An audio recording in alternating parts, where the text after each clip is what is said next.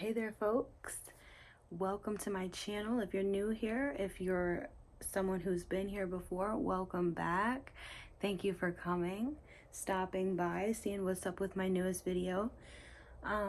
Today I will be talking about my health after a brain surgery. So if you're someone who has been on the channel before, you've seen that I struggle with epilepsy, and in that way I have been given the surgery that is called a laser ablation.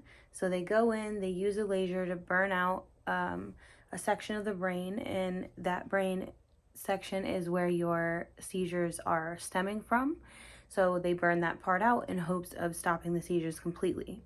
So I had my hippocampus burnt out, the left hippocampus, and if you were watching prior, I'm sure I shared some anxiety about having the left hippocampus burnt out, as in that hippocampus is the one that stores memory. So, your short-term memory goes through your hippocampus, which then gets stored into the higher parts of your brain to long-term memory. So when I was looking at getting my hippocampus burnt out, I was very nervous about how that would affect my memory. And I know I spoke about that on my channel before. So I did have the left hippocampus burnt out, and I had that on March 19th, I believe, March 19th of 2024, this year. And so what I wanted to kind of share was like the aftermath of that surgery.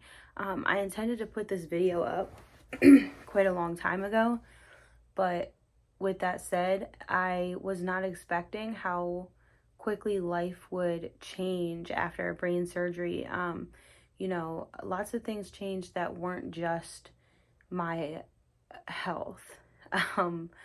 Life just does the thing, right? So when I say that, all I'm saying is, I am apologizing to my audience who was looking for information quicker, and also to myself, my past self, for setting an expectation that, may or may not have been reasonable. So with that said, on March 20th, I woke up after having my seizure, and I noticed that I was having some headaches, but I was surprised by how minimal, quote unquote, that pain was, because when I was going into the operation, I'm thinking I'm about to come out of here with just unbelievable pain.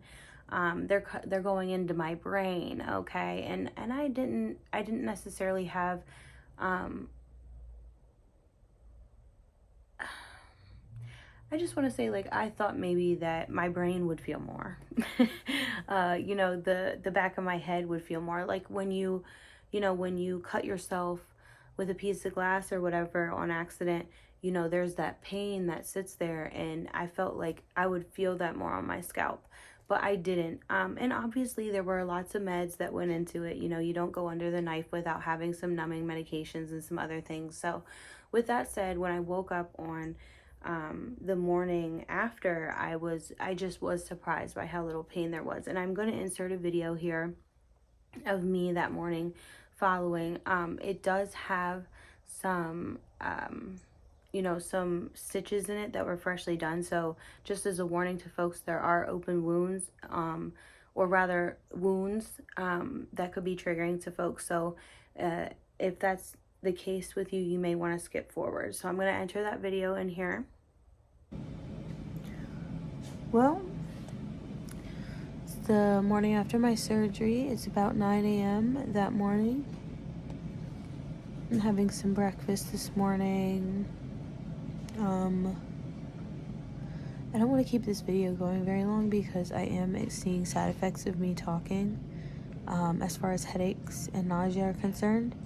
But I did quickly want to make a video while I was here, show y'all me in the hospital, show y'all some of these marks on my head that weren't there prior, and just let you know that I'm feeling okay. My head hurts a lot, as anyone would, going in and burning out a section of the brain, but I don't feel like it's a pain that I can't handle. And I just want other patients who are going through this to know that as well, that we can do this. I'll get back to you. And so that was that. I just wanted to show that for folks so that they knew what to expect, because I know that for me with the left hippocampus, with the laser ablation at all, I got on YouTube and I was looking and I was looking and I couldn't find things that would necessarily make me feel more comforted about it. So I just wanted to put as much information as I could out there for the next person. With all that said, I will put in here just some more information about notes that I put down. And I had already said, my fears were mostly memory loss, and just not being able to store new memory. With that, I will say that I have noticed a decrease in what stays. So a lot of the time, I'll read through my journal and realize, like, I don't quite remember this or that. And so definitely journaling has been helpful for me to maintain mental health as far as, my memory is not great. Let me write down what I'm doing, who I'm talking to, what means good, what feels good to me and what doesn't, so that if I need to reference, I can. But with the memory loss thing, what really goes unsaid is that every time we have a seizure, we risk memory. We do brain damage. Not us, but the seizure itself, right? The seizure is producing brain damage. Excuse me, that's a train going by the house. So with that said, one of the things that I had to really put into perspective was, if I allow the seizures to continue, I'm going to lose memory. If I do the surgery, I may lose some of my memory, but that would have been done over a longer period of time anyways had I let the seizures continue. So with that fear, I was able to kind of put that fear down and say, at the end of the day, memory is going to be lost. How do I want to do it? Do I want to do it the safe, the way that I know I have a chance at losing these seizures, or do I want to just keep doing the seizures and lose that memory that way? So with that, I obviously decided to do the surgery. But with that too, I didn't realize that I would be grieving parts of my body, like the hippocampus. We don't even think about that thing. Especially, I'm going on into I'm going to be 29. So, for the first 20 years of your life, you're not thinking about brain health. And that's one of the things that I've spoken to a lot of folks about since doing this was, some of our activities as young people are really irresponsible, whether it be, drinking really heavily, or doing experimental drugs and things of that nature. When we do those things, we're doing brain damage. And we don't talk about that in society a whole lot. Even when we did DARE in high school, I don't believe that there was ever a mention of brain damage. There was like, oh, alcoholism, liver damage, and some of those other things. But I don't remember them ever speaking about the actual damage that is done to the brain. So that was something that I had to sit with. And since the brain surgery, like I said, my memory has not been so impacted that I feel that I shouldn't have done the surgery. That's the point I'm trying to make. I definitely do not regret the surgery when it comes to my memory. And for any reason, really, because, to share with you about how it's gone since. I think the first month I definitely was experiencing maybe a seizure or two when my brain was deswelling, but I have not had a seizure since that first month after the surgery. So I had the surgery in March, and for maybe 2 or 3 weeks there I had some seizures, but following that I haven't had anything since April. So let's say May, June, July, August. So that's been 4 months of me not having a seizure. That's the longest I've gone since I was diagnosed with epilepsy 7 years ago, 8 years ago, So, I'm really reaching heights with healing when it comes to the epilepsy. So to just put a cap on that is like the epilepsy has been at this point in remission due to the hippocampus being laser ablated. And so for folks who are looking at that surgery, nervous about having the surgery, being given the choice, right? Because a lot of the times they say, do we want to try this or we want to try that? So I'm just here as someone to say the laser ablation is definitely a good opportunity to take for the smallest amount of wounds on the body, whether it be just your scalp, your skull, your brain, the smallest amount of damage being done, but the biggest impact, I feel. That's my personal experience. So, with all of that said, so we'll put the hammer on the epilepsy. I also was experiencing PNES. For those who do not know what that is, those are psychogenic non-epileptic seizures. For when I first got the diagnosis, I was really disappointed. I was told, well, they're non-epileptic. And that's that. The ER sent me home. And I had epilepsy, and my epilepsy was active, right? I had found out that I was breaking records for the amount of seizures daily in the epilepsy unit. But prior to that visit, I'm being told that the seizures I'm having are non-epileptic. And in that way, the ER sent me home without any kind of real direction or explanation. And so I didn't believe them at first. I said, there's no way. I have epilepsy, and these feel like epileptic seizures, except I'm a little bit more cognizant. So I don't understand. My actions look exactly the same. I feel cloudy, and I just don't understand. And I don't think I was given a real explanation at first. So I'm the type of person who goes about doing my own digging. So I started. And first I looked at all these resources for non-epileptic seizures and trying to figure out exactly what it was. The things that helped me the most, first and foremost, was the thing that helped me the most was reading a book called Complex PTSD: From Surviving to Thriving. You can find that for free here on YouTube to listen to in full. I think it's 2 parts on the YouTube video. I definitely recommend listening to that if you are dealing with non-epileptic seizures. With that, I also read The Body Keeps the Score. That also was really helpful for me because, I was dealing with dissociative qualities for a while there. And so with that said, a lot of trauma that I had gone through went unthought about, and with that, unhealed. And so realizing that the impact of emotional trauma is also physical, and nobody really talks about that. The therapists talk about getting you on an antidepressant or getting you on an anti-anxiety, but they're not talking about the damage that's being done to your brain and body while these kinds of states are being met in. So with that said, I found a resource where somebody shared a chart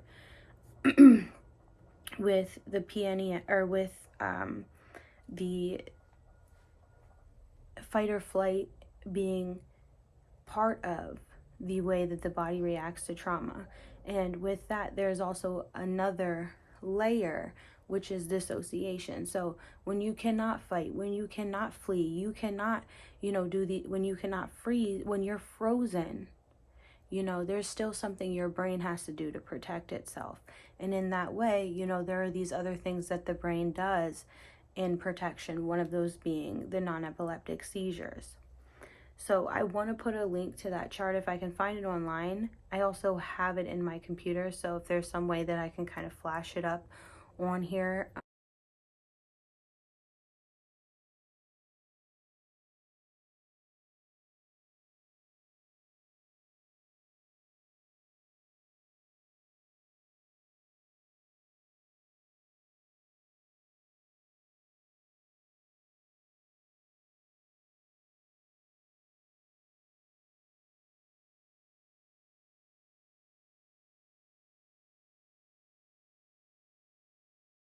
Realizing that the non-epileptic seizures were not just something like anxiety and depression where we're missing some chemicals in our brain. It is more of our body not knowing how to react to the anxiety that it's feeling. It feels like it's in severe danger. And so we have to kind of figure out how to pull ourselves out of that. When my body's in fight or flight, but my mind is calm enough to realize it's not necessary, then I need to figure out how to deal with that. So, I'm not a medical professional. I cannot tell anyone, whether they have non-epileptic seizures or they don't. I cannot prescribe anyone treatment. I can only say what worked for me. And so with that said, realizing that the non-epileptic seizures were really just my body expressing its fight or flight, then as soon as I get the inclination that my body wants to move in a tic, because that's how my body does the PNES seizures. I have tics and I have tics for this, and I also have full on where my body is fully convulsing. So with that said, when I realize that that is what my body wants to do right now, I take a pause and then I take a deep breath and I try to calm my body out of fight or flight mode, because that's where I'm at. And luckily I've gotten around to this realization through, like I said, The Body Keeps the Score, CPTSD, or Complex PTSD from Surviving to Thriving. Both of those books can be listened to here on YouTube for free. And there's some other things that I did. Okay. This is me again popping in during editing. I did want to say that I give a huge amount of credit of the reprieve in my PNES seizures to the 2 texts. And the 2 texts were very, very impactful. But I do want to say too that I also was receiving somatic therapy during some of this healing journey. And what the somatic therapy did was it gave me tools to express my emotions and allow them to escape the body in a different way than what my body was doing. The brain paths that were already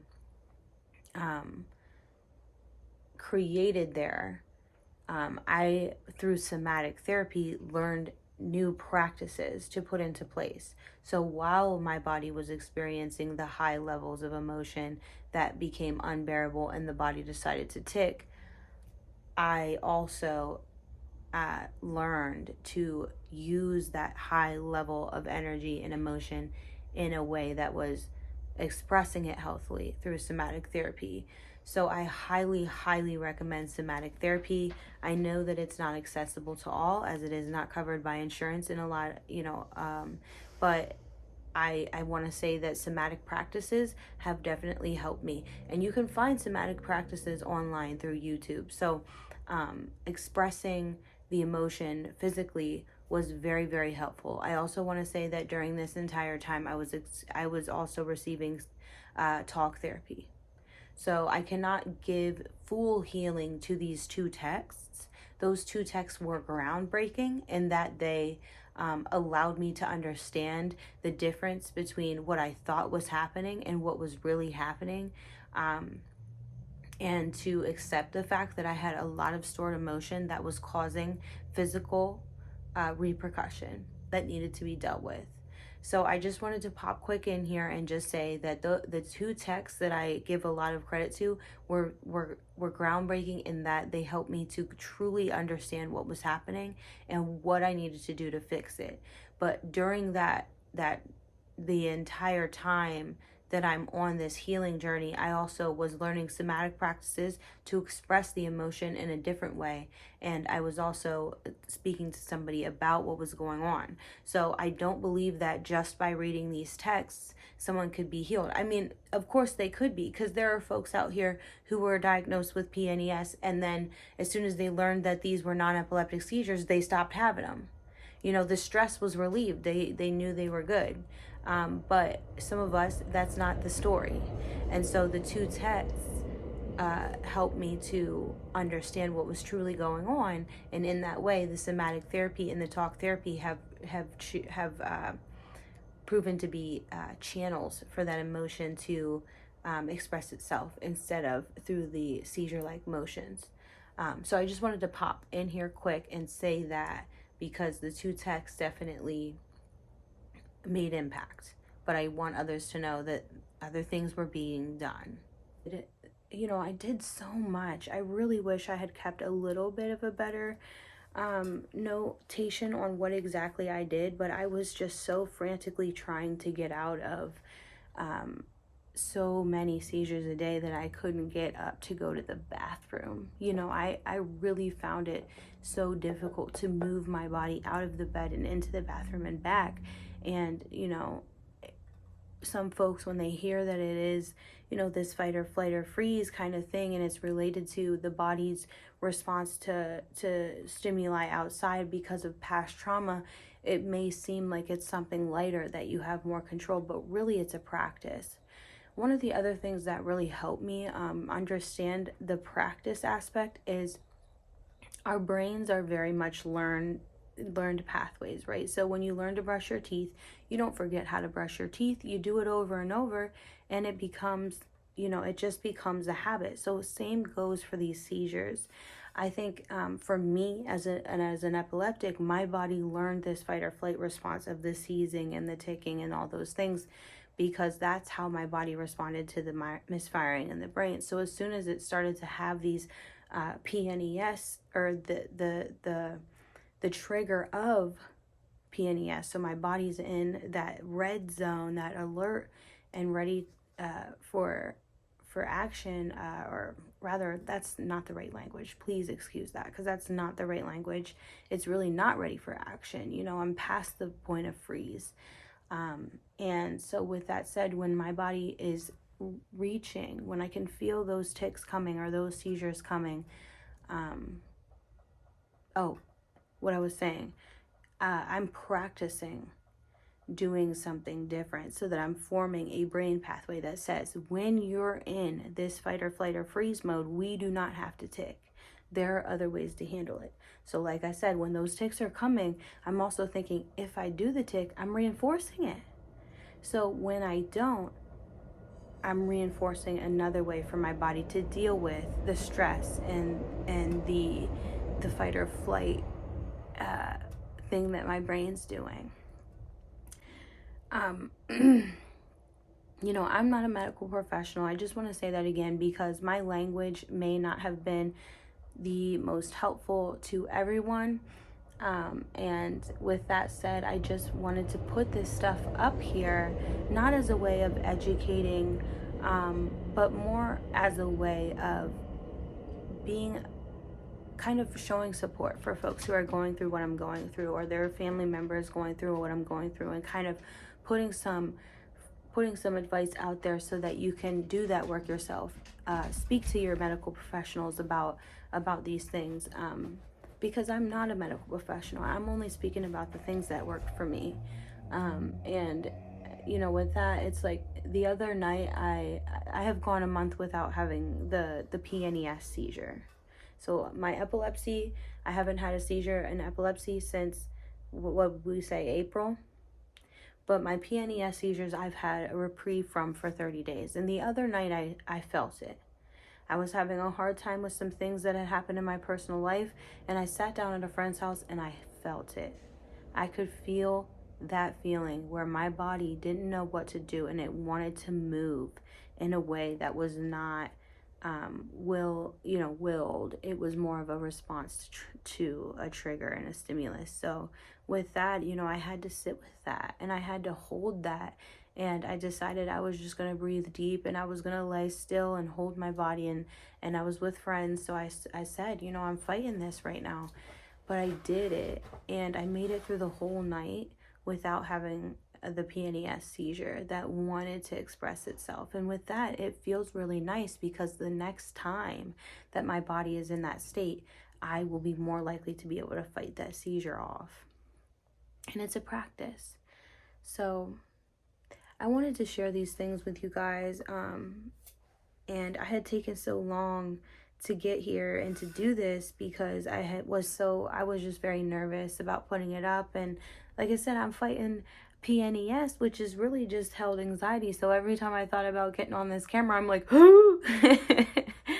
But I wanted to put this up here because I also know that if I had come into contact with more things like this earlier on, I may have been able to find some control earlier on.